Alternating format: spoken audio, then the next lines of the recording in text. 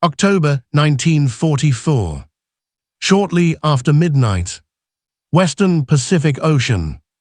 The sea was calm as the Japanese fleet moved through the darkness. There was no moon overhead and no clear horizon ahead, only a wide black surface stretching endlessly in every direction. The ships advanced at controlled speed, engines steady, formation tight and disciplined. Nothing about their movement suggested urgency. Nothing suggested that the night was about to turn hostile. On the upper decks, Japanese lookouts stood watch. They had been at their posts for hours, eyes fully adjusted to the darkness, muscles relaxed but alert. Their routine was precise and unchanging. Binoculars rose, paused, then lowered. Eyes swept slowly across the horizon, left to right, again and again. Every shadow was questioned. Every change in texture across the water was examined. They saw nothing. No flashes in the distance. No star shells rising into the sky. No silhouettes breaking the darkness. For experienced sailors, this absence was reassuring. Night combat had always rewarded those who detected the enemy first.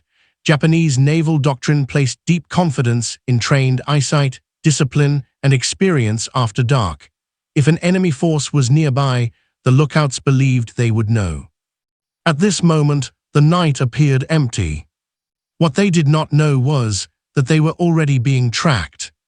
Far beyond the reach of human vision, enemy ships were operating in the same darkness.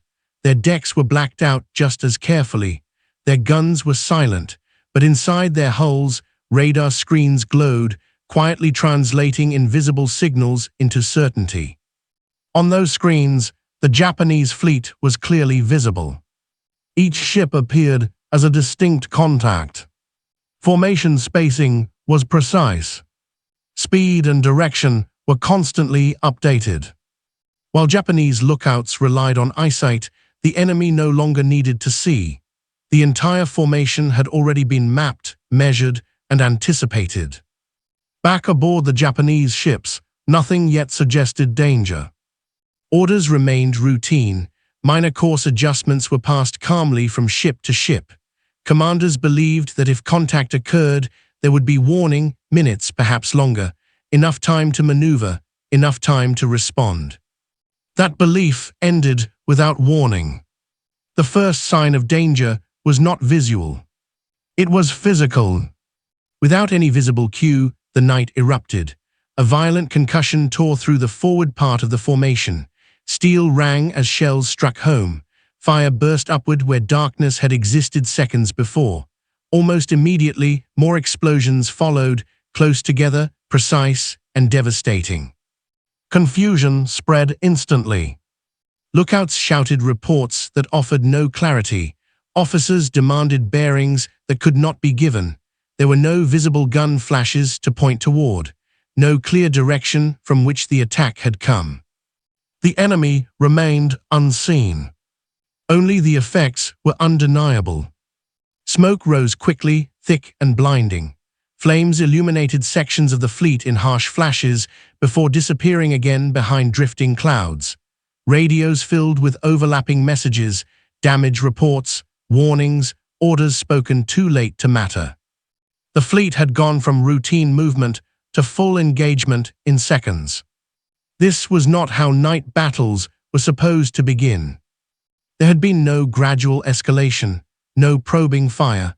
The first shells had arrived already adjusted for speed and movement, striking where ships were expected to be. Someone knew exactly where they were. Someone had known before the first shot was fired. As return fire began, it was blind. Guns fired into darkness based on estimation rather than certainty. Smoke and flame erased what little visibility remained. Formation discipline began to fracture, not from panic, but from the collapse of information. For the men on deck, the experience felt unreal. In earlier battles, even at night, the enemy had always been somewhere visible, if only briefly. Here there was nothing. No targets. No silhouettes. Only fire arriving from the void. And when those first moments passed, one detail would define every survivor's account. The lookouts had done their job. They had scanned the horizon. They had seen nothing. Before the first shell struck, the Japanese fleet believed it was operating from a position of control. This was not an improvised force or a desperate last stand. The ships moving through the Western Pacific that night represented experience, structure, and confidence built over years of war. Many crews had already survived earlier campaigns. Officers had trained for night operations since before the conflict began. Discipline was not in question. The fleet's formation reflected that confidence. Ships were spaced deliberately, close enough to support one another, far enough to maneuver if needed. Lead elements screened the main body. Escorts maintained their stations with precision. Signals were kept minimal to preserve darkness. Every movement followed established doctrine. In Japanese naval thinking, this was how night battles were won.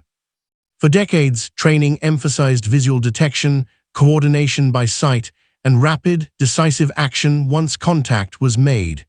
Night optics, binocular discipline, and lookout coordination were treated as combat multipliers. Technology mattered, but human perception remained central. The assumption was simple. If the enemy was out there, someone would see him. That belief shaped every decision leading up to the engagement. The fleet did not expect to be surprised. Even an ambush, by traditional standards, would still reveal itself through muzzle flashes, flares, or movement against the horizon. Darkness was dangerous, but it was also familiar territory. Commanders trusted the night. They trusted their crews to identify threats early. They trusted that any engagement would begin with a period of uncertainty, followed by clarity. Those first moments were supposed to belong to the side with better training and steadier nerves. What they did not fully account for was how much the nature of detection had changed. By late 1944, the balance between human senses and machines had shifted decisively. But doctrine, especially doctrine built over decades, does not change quickly. The fleet still operated as if seeing the enemy was the first step of combat. In reality, it was no longer required. As the ships advanced, their commanders focused on familiar concerns, maintaining formation, conserving fuel, avoiding unnecessary signals. There was no sense of imminent danger. No emergency stations were ordered. The fleet was alert, but not tense. That distinction mattered. Alert crews react faster. Tense crews assume contact is imminent. This fleet was alert. Confidence also came from past experience. Earlier in the war, Japanese night actions had often succeeded precisely because of superior training and coordination. Those lessons had hardened into certainty. The system had worked before. There was no obvious reason it would fail now. Yet beneath that confidence lay a structural weakness. The fleet's strength depended on a single assumption, that the enemy would reveal himself before inflicting decisive damage. That assumption shaped spacing, readiness, and expectations. It governed how quickly orders were expected to matter. When the first shells landed without warning, that framework collapsed instantly. There was no gradual transition from movement to battle, no time for command to reorient, no opportunity to apply the doctrine the fleet had been built around. The systems designed to function in darkness were rendered irrelevant by an enemy that did not rely on darkness at all. In hindsight, the disaster did not begin with the first explosion. It began with confidence rooted in an outdated understanding of how naval combat now worked. The fleet was not careless. It was not unprepared. It was simply prepared for a different kind of war. And that difference would prove fatal. Japanese night combat doctrine was built on the belief that darkness could be mastered. Long before the war reached its later stages, the Imperial Japanese Navy invested heavily in training sailors to operate without light. Lookouts were selected carefully, drilled relentlessly, and expected to perform under conditions that would overwhelm less prepared crews. Night vision discipline, binocular control, and horizon scanning were treated as core combat skills, not secondary duties. A lookout was not simply watching. He was interpreting darkness. At sea, the night is never truly empty. Waves reflect faint starlight, clouds distort distance, exhaust haze blurs shapes. A trained eye learned to distinguish natural patterns from artificial ones, a shadow that moved against the rhythm of the sea, a line too straight to be a wave, a momentary glint where no glint should exist. This was not guesswork. It was experience refined into instinct. For years, this system worked. Earlier naval battles had proven that disciplined lookouts could detect enemy ships before being detected themselves.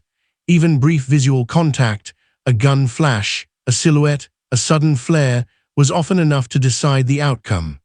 Once contact was made, Japanese doctrine emphasized rapid, aggressive action to exploit the moment. Speed mattered. Surprise mattered. But sight came first. Because of this, Japanese commanders placed enormous trust in their lookouts. If the horizon appeared clear, it usually meant exactly that. Darkness was dangerous, but it was also familiar. The fleet had trained to fight inside it, not against it. What Doctrine did not fully address were the limits of the human eye. No matter how skilled a lookout was, vision depended on contrast. Something had to break the darkness to be seen. Smoke could erase detail, weather could flatten depth perception, and distance, especially at sea, could turn large objects into indistinct shapes long before they were identifiable as threats. These weaknesses were known, but they were considered manageable. What changed was not the lookout. It was the battlefield. By late 1944, detection no longer required visual confirmation. Radar allowed enemy ships to track targets without waiting for flashes or silhouettes. Speed and direction could be calculated continuously without interruption. Darkness no longer protected those who relied on eyesight alone. From the Japanese perspective, this shift was subtle but devastating. The lookouts were doing exactly what they had been trained to do. They scanned methodically. They watched for the signs they understood, but the enemy did not produce those signs. There were no flares, no visible gun flashes, no approach that announced itself. The night had stopped speaking a language they could read. As a result, the lookout's silence was misinterpreted as safety. Reports of nothing sighted reinforced confidence rather than raising suspicion. The absence of visual contact delayed any sense of urgency. Stations remained routine. Tension did not build because there was nothing to react to. By the time shells began to land, the window where visual detection mattered had already closed. The tragedy was not that the lookouts failed. They did not. They fulfilled their role perfectly within a system that no longer defined reality. The skills that once made night combat survivable had been overtaken by technology that ignored darkness entirely. In that sense, the lookouts were not blind. They were obsolete, and they would be judged by a battle that no longer depended on what a human eye could see. By late 1944, naval combat had crossed a quiet but decisive threshold. The enemy no longer needed to see. Inside darkened ships, far below the deck, small rooms glowed with pale light. Radar displays pulsed steadily, sweeping invisible energy across the sea and translating its return into certainty. Where the night erased detail for the human eye, radar created structure. Distance became numbers. Movement became vectors. Uncertainty became calculation. For the ships tracking the Japanese fleet, darkness was irrelevant. Each radar sweep confirmed what the previous one had already shown. The formation was intact. Speed was consistent. Spacing between ships was predictable. The fleet was not maneuvering aggressively, not zigzagging, not acting as if it suspected observation. That information mattered more than firepower. Radar did not merely reveal presence, it revealed behavior. It showed intent before intent could be acted upon. With every update, fire control systems refined their solutions. Gun crews did not wait for flashes or silhouettes. They waited for confirmation that the data was stable. When it was, the battle was already decided in principle. This was the fundamental shift Japanese doctrine had not fully absorbed. Combat no longer began at first sight. It began at first detection, and detection no longer belonged to the human senses. A fleet could be watched, measured, and prepared against long before it realized it was in danger. The Japanese ships were not hidden. They were exposed. From the enemy's perspective, the engagement unfolded with calm precision. No frantic searching, no guessing at range or direction. Targets were assigned logically. Priority was given to lead elements and central coordination points, not because they were visible, but because the data indicated their importance. This was not chaos. It was procedure.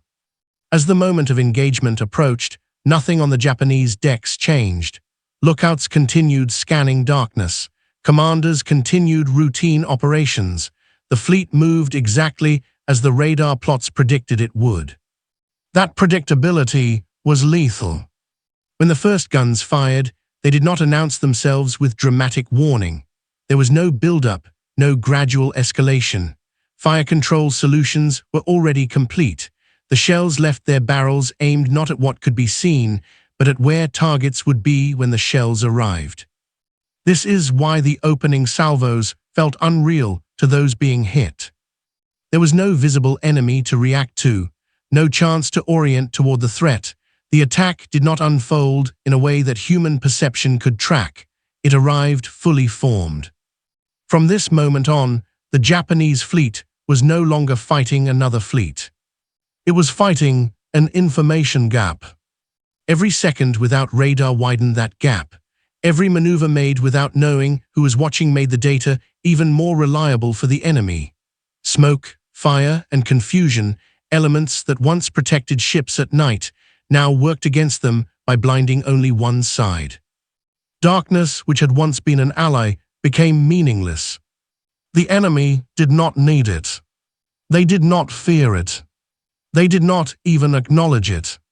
For the Japanese fleet, this was the moment the night stopped being a shield and became a trap. The battle they were about to fight was not one of reflexes, courage, or even numbers. It was a battle they had entered already behind and did not yet realize it. The battle revealed itself all at once. The first salvos did not probe or test. They arrived fully formed, striking multiple ships in rapid succession. Vessels at the front of the formation were hit almost simultaneously, creating the impression that the fleet had sailed directly into an invisible wall of fire. For Japanese commanders, the opening seconds were impossible to interpret. Damage reports arrived before any clear understanding of direction. Explosions were felt, not seen. Bearings were guessed rather than confirmed. Orders were issued based on incomplete information and revised almost immediately as new impacts occurred. This compression of time was devastating. Command systems depend on sequence: observe, decide, act. In this engagement, those steps overlapped until none functioned properly. Before one report could be assessed, another arrived. Before a maneuver could take effect, another hit landed. Smoke began to rise quickly. The very fires meant to signal damage also erased orientation. Ships could no longer see one another clearly. The formation that had been carefully maintained dissolved into fragments as individual vessels reacted independently. Return fire began, but without confirmation. Guns fired toward estimated directions, guided by sound and instinct rather than data. Shells vanished into darkness. There was no indication of success or failure. Fire became symbolic, an assertion of resistance rather than a calculated response. Meanwhile, incoming fire continued with precision. Even as ships altered course, shells arrived where those ships were expected to be. The sense among crews was not of being chased, but of being predicted. Each maneuver seemed already anticipated. By the end of the first 5 minutes, the fleet was still afloat, but its ability to fight as a coordinated force was already slipping away. The next 5 minutes erased any remaining illusion of control. With coordination broken, ships began acting as isolated units. Each captain faced immediate threats without reliable knowledge of the broader situation. Smoke thickened, spreading across the water and reducing visibility to almost nothing. Movement became hazardous. Ships maneuvered to avoid further hits, only to find themselves dangerously close to one another. Near collisions forced sudden course changes. Some vessels slowed unexpectedly. Others lost steering or propulsion, drifting unpredictably through darkness and smoke. Communication faltered. Radio channels overflowed with fragmented messages. Signal lights were useless. Orders, when received, often reflected a situation that no longer existed. Decision-making lagged behind events by seconds that now mattered more than ever. The enemy's fire adjusted continuously. As Japanese ships scattered, incoming salvos tracked new movement patterns without pause. Targets that slowed or burned became easier to follow. Damage compounded rapidly, fires spread, flooding worsened, crews were overwhelmed. Return fire continued, but effectiveness declined further. Without confirmed targets, firing solutions could not improve. Guns became loud but irrelevant. Smoke swallowed every flash. Darkness offered no concealment to one side and no clarity to the other. By the end of the second 5 minutes, the outcome was effectively sealed. Some ships were already sinking, others were burning beyond control. Several had disappeared into smoke, their fate unknown even to nearby vessels. The fleet no longer existed as a fighting entity, only as scattered ships struggling to survive. Control had vanished, and once lost, it could not be recovered. The ships did not all meet the same end. Some were destroyed almost instantly. Direct hits triggered internal explosions that crews had no chance to counter. These vessels vanished from the battle in moments, leaving behind fire, debris, and unanswered questions. Others endured longer, but not better. Fires spread across decks and superstructures, turning ships into drifting beacons in the darkness. Speed dropped. Steering failed. Crews fought to contain damage while under continued threat. Eventually, many of these ships slipped away from the main body, still afloat but no longer functional. These ships were often recorded later as missing. Not because they disappeared suddenly, but because no one could track them once they drifted into smoke and darkness. A third group fell victim to collision and secondary damage. In zero visibility, course changes became dangerous. Even minor impacts caused critical failures, flooding, jammed rudders, disabled engines. Under sustained pressure, these mechanical losses proved fatal. The most unsettling losses were those that left no clear trace. Ships altered course, entered smoke banks, or slowed unexpectedly and were never seen again. No one witnessed their final moments. Their absence was discovered only later when headcounts were attempted. This variety of outcomes made the scale of loss difficult to grasp. There was no single moment when 24 ships were visibly destroyed. The fleet was dismantled unevenly across darkness and confusion, all within the same brief window of time. Survivor accounts shared a striking similarity. Again and again, sailors used the same words. "We saw nothing." This was not denial, it was description. For many, the battle unfolded without visible cause. Explosions arrived without origin. Damage occurred without warning. The enemy never appeared as a defined presence, only as force. At night, human perception depends on reference points. When darkness is complete and smoke erases outlines, those references vanish. Sound becomes unreliable. Distance collapses. Time compresses. Memory fragments. Survivors recalled moments rather than sequences, a sudden flash, a violent jolt, a voice shouting an order. Few could reconstruct a clear timeline. Even fewer could identify where the attack had come from. This fragmentation shaped post-battle reports. Accounts conflicted not because sailors lied, but because they experienced different slices of the same chaos. Without visual confirmation, interpretation replaced observation. The battle felt unreal even as it happened. The phrase, "we saw nothing," endured because it captured a deeper truth. The engagement had bypassed human perception entirely. After the firing stopped, understanding did not return. Commanders attempted to reconstruct events using traditional methods, logs, reports, survivor testimony. The results were unsatisfying. Timelines did not align. Bearings contradicted one another. Entire ships were unaccounted for. What slowly emerged was a pattern. Key vessels had been hit early. Coordination failed almost immediately. Maneuvering had not disrupted the attack. Darkness and smoke had offered no protection. The realization was unsettling. This had not been a conventional defeat. The fleet had not been surprised in the traditional sense. It had been tracked, measured, and engaged before it understood it was under threat. The implication was clear. Doctrine had fallen behind reality. Courage had not failed. Training had not failed. The system itself had failed to account for a new form of warfare, one where information mattered more than sight. By the time this became clear, the ships were already gone. At first light, the ocean told the story the night had hidden. Debris floated where ships had sailed. Oil spread across calm water. Empty stretches marked the absence of entire vessels. 24 ships were gone, not over days, but in minutes. The loss was not caused by chance or recklessness. It was caused by a shift.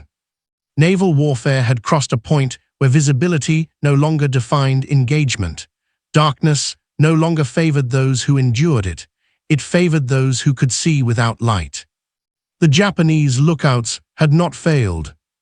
They had done their job in a world that had moved on. The battle demonstrated a new reality. Wars could be decided before they were perceived. The opening moments no longer belonged to those who reacted fastest, but to those who already knew. This was not just a defeat. It was an ending. The end of night as protection. The end of sight as certainty. The end of one era of naval warfare. The ocean did not simply swallow 24 ships. Time did. Technology did. And once that change took hold, there was no return to the old night.